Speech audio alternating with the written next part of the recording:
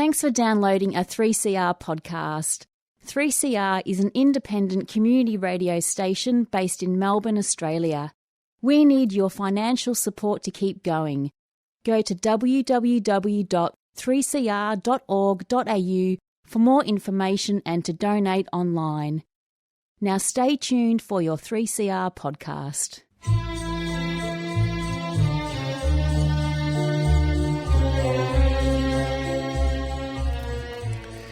Sabah al-Khair, good morning dear listeners. You're listening to Radio 3CR on 855 AM and Palestine Remembered with Robert Martin, Nasser Mashni and Yusuf Ahmed al-Rimawi.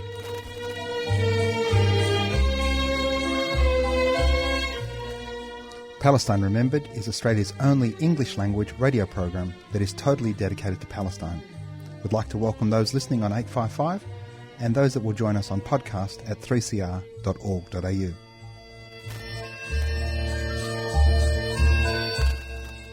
Thanks for joining us. Stay with us and enjoy the episode.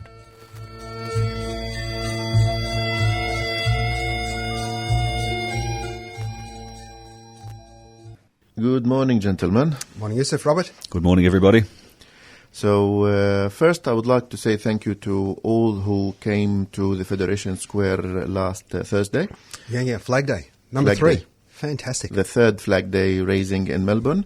Fantastic event. We will come back with more coverage about it next episode and more interviews. Second, what else do you have, Nasser? So, Yusuf, we're going to talk with a local Palestinian about her family's experience in Gaza in the past couple of weeks.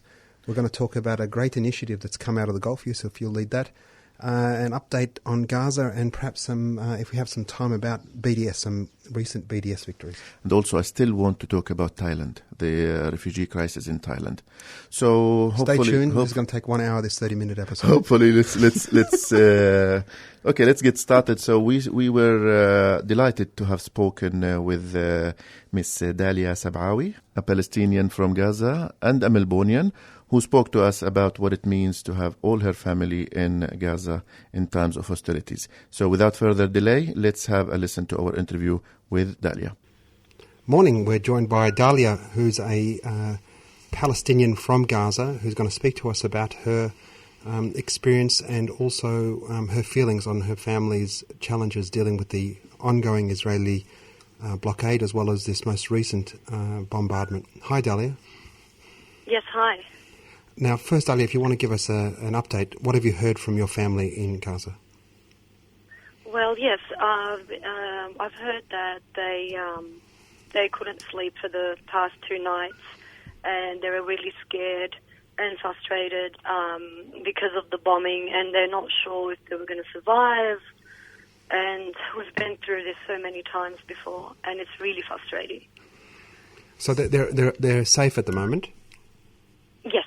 But in the past 11 years, we've had 3 previous escalations in the war.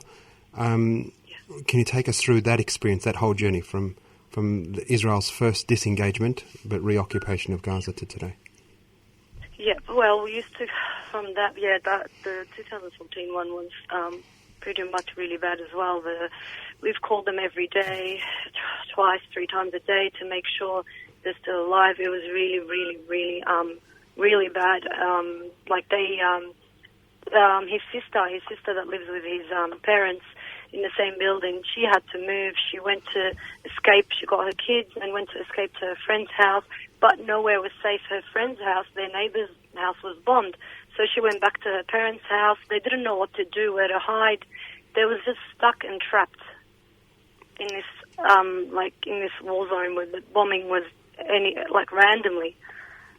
And we were just so scared for their lives. And we'd hope and pray. Yeah. I mean, and we should say, for our listeners that don't know, there is actually nowhere to run to. Nowhere. There's no bomb shelters or anywhere safe. Yeah, that's true. Because and she thought, no, maybe it's safer if I go to this area, or if I drive maybe a further half an hour to my friend's house or to my in-laws' house. But then they got bombed as well, like their neighbour's house got bombed, and they were just terrified, scared, and it was a really hard time. It was such a hard time. Now, Dalia, I want to ask about you now here being in a very far place from them, and sometimes there are no ways or means of communication due to the electricity blockade or other reasons. And I'm sure in the last, like Nasser said, 11 or 12 years, there were times for you that you couldn't be in touch with them. Talk to us about what it means for you to be far from your family when they are in war zone. Yes, yes, there was a time where they had no internet, no connection, and we would just go crazy. We would just not know what to do. We would just pray. That's all we could do for them, and it's really hard, and it still is hard until today. When my in-law got really sick and he was on the hospital, but his son can't really. It's not as easy to get in and out to go and visit his dad and see him. Like, what if something happened to his dad? How is he going to go there and see him? It's just we're just the open air prison, like they say. It's just can't get in and out as easily, and it was really hard. I think our listeners also need to Beyond. know. I think the listeners also need to be reminded that what Israel has bombed of late, not long ago, was a cultural centre. This time it's a hotel, but also the TV's channel, which is horrific as well. Yes. Non-military targets. Well, also a kindergarten as well. And so part of what, they have precise weapons too. Israel brag about this. But the fact also they had a failed incursion during the week where they went into Gaza, as they do, and they've done it 70 times this year that we don't actually get told about. But they sneak into Gaza and they do what they need to do, which is, a horrible thing. So these people don't know how to, to sleep. And another part of what Israel's trying to do is, what they're doing in the West Bank, is that they don't want people to feel safe. They don't want them to do this. I mean, not only and obviously I'm not telling you, Dahlia, anything you don't know, but they hear the jets, they hear the drones. So even when things are quiet, they're not actually quiet. Israel's still doing its best to completely dehumanise and worry them, because I think they also want people to fight back.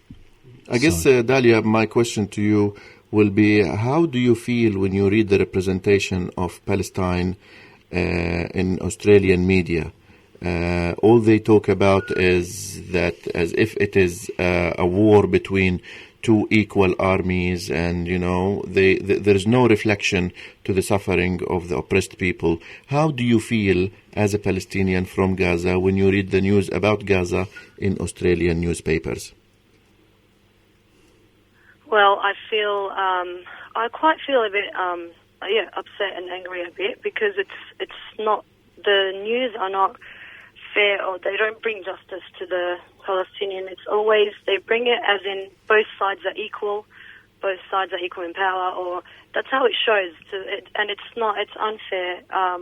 It's really like they're not showing the truth, like what's really going on there, and people would never know.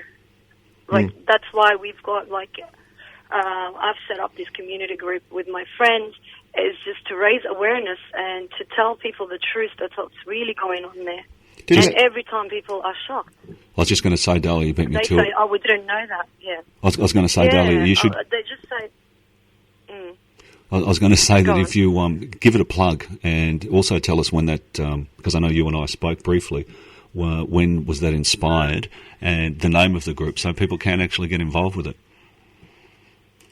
Yes, yeah. So we were inspired back in 2014 when the war on Gaza and thousands of people died, and children, mums, and all that. And we were all frustrated. We all wanted to do something about it. We can't just sit there and watch. It was really aching, and we thought maybe we'd do a community group in the Casey area where I live, and just to interact with social interact with people, showing them our Palestinian culture and other communities as well to interact with us, and just to raise awareness about what's going on as well. So, and a lot of people, every time we get the same reaction, they have no clue what goes on there.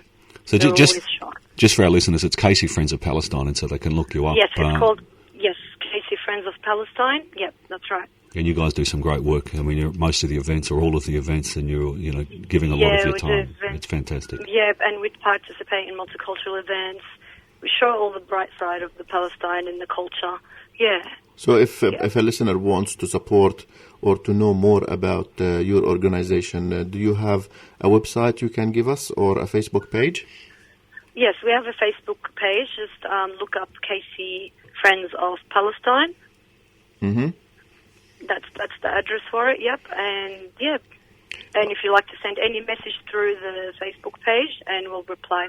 Excellent. Now, Dalia, at the end of our conversation with you, we would like to give you the chance to say whatever you want to say to your people in Palestine, to the Australians who hear under or less represented news about Palestine. So we will end with a message from you. Okay. So for the people, stay strong. Don't lose hope. I mean, every time I talk to my sister-in-law, I keep saying the same thing for the past, I don't know, God knows, 20 years. And every time I just stay strong. Yeah, don't lose hope. And for the Australian people, do more search about the Palestinians and what's really going on there, and vote for Palestine, and help us talk to your MPs around. Try to get them to vote for Palestine as well, recognition and all that stuff. Yeah. So thanks very much. Thanks, Dalia. Thanks for doing that, because I know it's a very, very tough situation for you.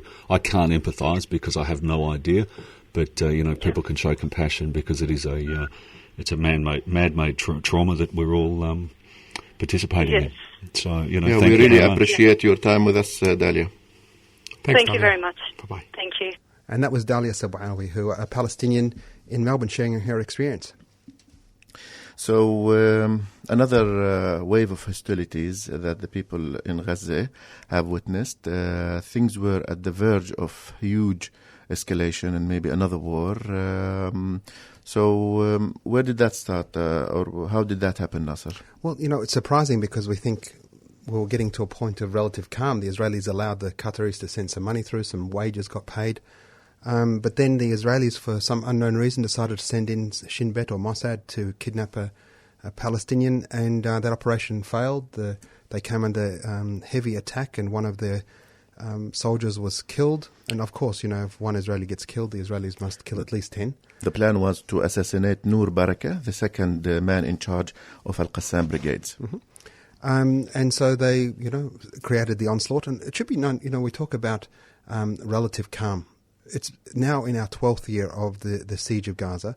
From 2015 to 2018, the Israelis have entered Gaza 262 times, 70 times this year. In this year. So that's one every 4 days or so. And we only get to hear about it only when only if an Israeli gets killed. Only if an Israeli gets killed. Mm. I mean, the great thing was the resistance filmed a great operation, a great resistance operation in the most humane way. They waited for a military bus to be emptied of all the soldiers, and then they sent a missile at that military bus. Now, one Israeli was killed, a soldier, so, combat in arms, a thoroughly military target. But this escalated Israel's response, where they started bombing kindergartens and the television station, etc., killing another... And the residential buildings. Well, Gaza is so small, Yusuf, as we know. There is nowhere for anybody to run. Nowhere safe. And they just kept bombing. Now, there's a bit of a ceasefire now, and hopefully... Just going back to the bus, how did the Israel news report it to the world? Well, the initial reports were a civilian bus was attacked, and a civilian was killed, murdered, yeah? And then came the footage. And then, there was no retraction, that this was, a military target in a military zone with soldiers on there. It just shows the blatant lies that they use for the world. Well, it's a reality. They've been the Israelis have had, and still to a large degree have, 90%, 95% of the media, reports their version of events. I mean, this is in the Western media. Of course, the internet has meant that more news gets out, and more of us can hear what's going on. But the first thing that's going to come across on Fox or CNN or the Herald Sun, Channel 9, 3AW, Fairfax, is the Israeli version. Well, they always use the word retaliation now. So, Yeah. you know. So an Israeli was murdered and 5 Palestinians were killed. Anyway. On this, I have to mention a PhD thesis by one of my friends, Dr. Mashir Amir, who spent all his PhD thesis studying or analyzing the discourse by New York Times during the Second Intifada. Yeah, and it's a wonderful paper if anybody ever wants to look it up, Mashir Amir. But we should go, as we know, Palestinians, our big thing is boycott, divestments and sanctions, and there's been some really good news of late, Yusuf, as we know. We've had, and I think the best report, and we'll make a link in the podcast, is the Israeli diamond export. There's been a significant crash in the size of that market and the fall in blood diamonds. Now, the Kimberley process is something that was designed in Australia to get conflict diamonds out of circulation. And the theory was we don't want to use blood diamonds out of Africa, children labour, etc. Congo area. Correct. Well, in fact, we say, Palestinian activists, the BDS network, that any diamond that ends up going through Israel, in fact, continues the perpetuation of the occupation and dehumanization, the murder, the destruction that occurs in Gaza, all through historic Palestine and the West Bank, the keeping of 6 million refugees from their rightful place to return to their homes. Those diamonds that go through Israel are blood diamonds too. And in the past year, that their sales have gone down 60% from a value of 11.25 billion down to 4.4 billion. That's incredible. That's fantastic. Go BDS. So this is it's a significant drop in turnover. And it's still continuing, over 6% in the in the last quarter of 2018, and it's got to become so serious that Israel is now paying airfares, free accommodation, etc., to get buyers, etc., to come to Tel Aviv to look at the diamonds there. So this tells you how much desperate they became. I think people should know though that BDS 2 is only asking Israel to adhere to international law. It's a pretty basic thing. This contradicts the essence of a state like Israel, because international law means any form of law. Now, if you look at the history of Israel since its inception, what they did is first they declared the state with no border, and they had ongoing ambitions to expand their project whether on Palestinian or Arab land. So another BDS... So Leeds has become the first university in the United Kingdom to divest. They've divested from Airbus, United Technologies and Keyence Corporation. So they've dropped... Leeds University in UK. And there's one more firm that they're now investigating, but they'll be dropping from HSBC. And the group's co-president, Evie Russell-Cohen, she said this is a massive success. We hope that it'll only be the beginning of a wave of change across UK universities. Anything from Sheffield Hallam universities? I did a degree there. I was hoping that I will hear. Well, you need to go back as a postgrad and tell them. I need to speak to them. Yes. So along with that, we've got the action against Eurovision and the SBS. Not just SBS, but against Eurovision, the entity for convening this 2019. So let's not assume previous knowledge. What is the Eurovision and how important is it? Well, Eurovision it's a cultural show. Every country sends a singer, and that singer represents the country, and people all over the world can vote. Eurovision, I don't know how to extend it to allow Israel in, but Israel is part of that. Israel was ousted from Asia. Yeah. Well, they should be ousted from everything. In sports, yeah. They should be ousted from everything. Yes.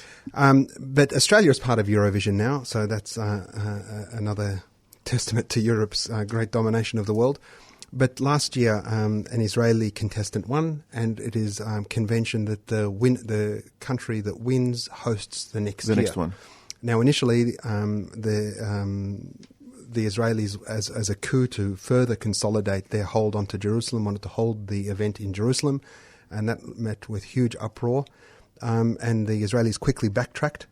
I think, look, anecdotally, we hear that they were told we're not going to have it in Jerusalem. If you want to have it in Israel, it needs to be in Tel Aviv. And then, they did some backtracking, and now it's in Tel Aviv. SBS is going to be broadcasting it. We're against that. The Irish are doing wonderful work. The Irish BDS committee, now the screeners of Eurovision in Ireland, has said that if any of their staff doesn't want to go, they won't face any disciplinary action if they don't want to break the picket, which is great. SBS, though, is continuing to state that they want to screen the show in Australia. BDS Australia has sent letters to each of the members of the board saying that we would like you to not screen this. There was an action during the week out the front of SBS's studios in Sydney.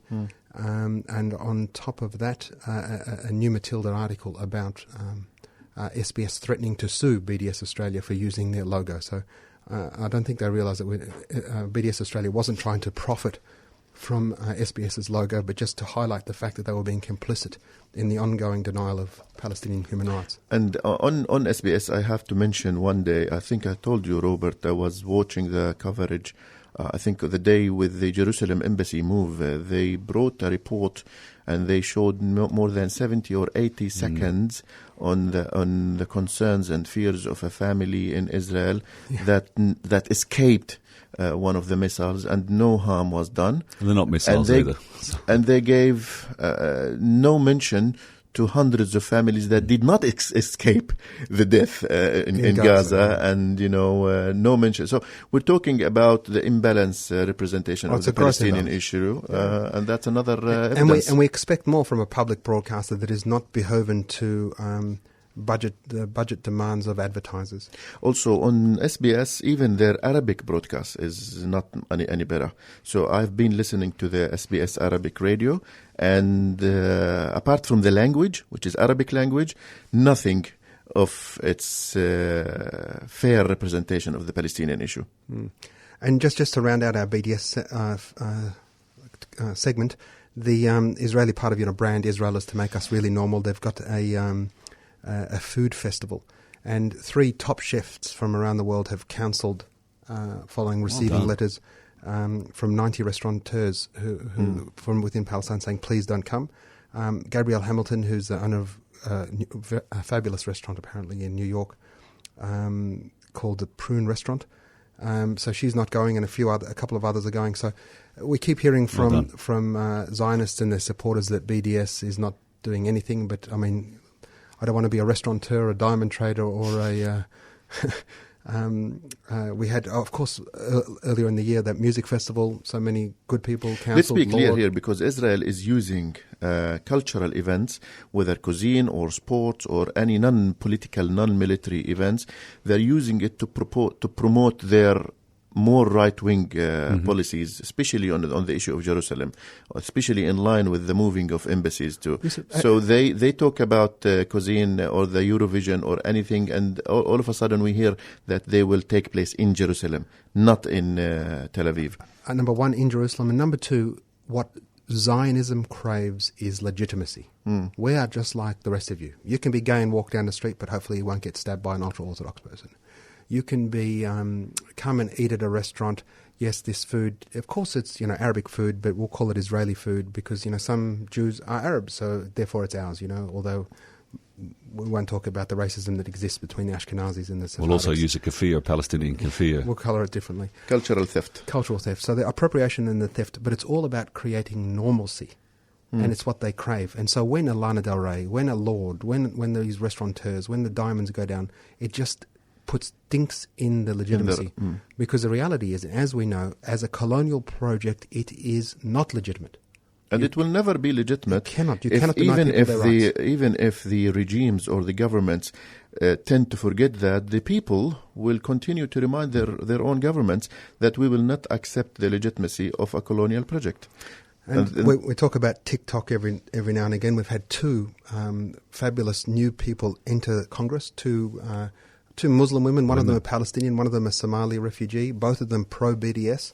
So, the 50-0 votes that are happening in Congress will only be 48-2 now. And in line with this, we spoke last week or the week before about the bad news coming out from the Gulf when it comes to normalizing their relationship with Israel. Mm-hmm. And we've seen Netanyahu visiting Oman. We've seen sports teams visiting Qatar. We've seen the Emirates. The national anthem. The national anthem being played.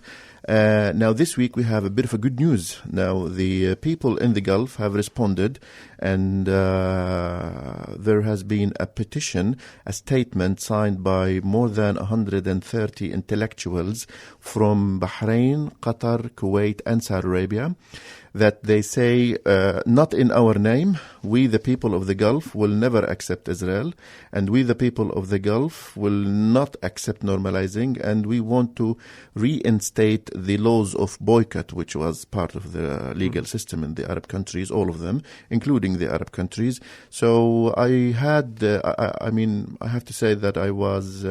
it was an honor to have been part of that by being in the discussion of some of the wording, and but also modesty shouldn't prevent you from saying, Yusuf, you wrote that fantastic article some months ago speaking about the need for the Arab parliaments to start legislating. Because I saw it happening. Yep.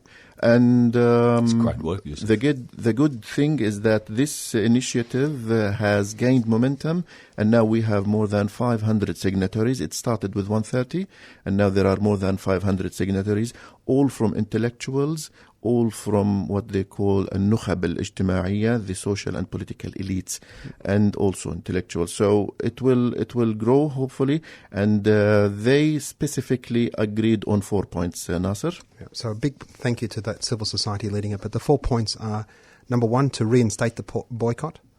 Number two, laws in the Gulf to ensure that we're not allowing Israeli delegates or teams to participate in any event in the Gulf, be they sports, cultural or academic. 3, holding to account any person who does not adhere to the boycott. And number 4, completely support and take all necessary steps to support the boycott, divestment and sanctions movement. Fantastic. And I also want to give the credit for particularly Mr. Ghassan al-Shihabi and Mr. Khalil Bouhazza' and many more from Bahrain for spearheading this initiative.